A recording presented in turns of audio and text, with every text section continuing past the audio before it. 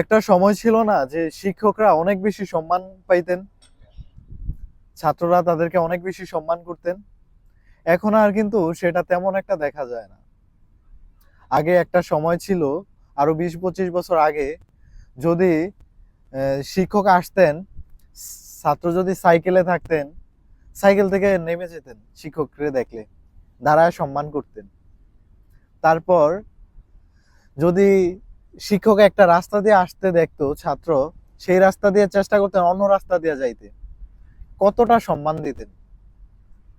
তারপর যখন আরেকটু আমাদের সময় আসলো বা আমরা সময় পেলাম, তখন আমরা সালাম দিতাম দেখলে স্যারদেরকে, তারপর মাথাটা নিচু করে চলে যেতাম। হয়তো আমরা অন্য রাস্তা দিয়ে যাইতাম না, বাট আমাদের সময় আমরা মাথাটা নিচু করে চলে যেতাম।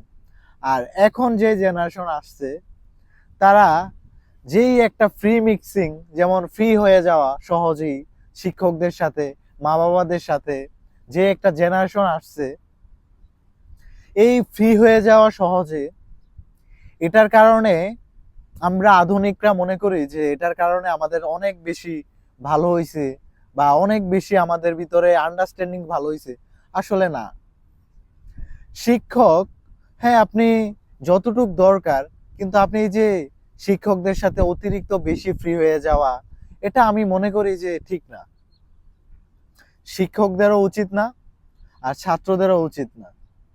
এখন দেখবেন এই যে অহরহ হচ্ছে যে শিক্ষকদের গায়ে হাত তোলা, শিক্ষকদের হেনস্থা করা।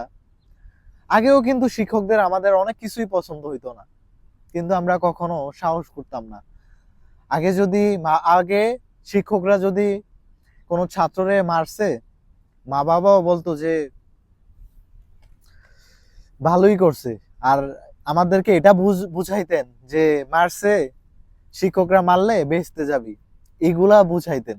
আমরা সেই বুঝ মাইনা আছিলাম। তারপর শিক্ষকরা শিক্ষকদেরকে আরো উল্টা বইলাইতেন যে হাড্ডি আপনার, মাংস আমার। এমন একটা দিন ছিল। আর এখন তাকান, আসলে ভবিষ্যৎ প্রজন্মের জন্য আমাদের খুবই চিন্তার একটা বিষয়। হয়তো আমরা মনে করি যে যার যার মতো করে আছি, ভালো আছি। হ্যাঁ, ভালো আছি। এই যে আমি কথা বলতেছি, এই বিষয় নিয়ে কথা না বললেও পারি, বা আমি না বললেও চলে। তারপরও মনে হয় যদি দুই একটা মানুষ যদি আমার কথা শুনে যদি ভালো উপকৃত হয়, বা দুই একটা মানুষের যদি কাজে আসে। ভালো থাকবেন। ধন্যবাদ।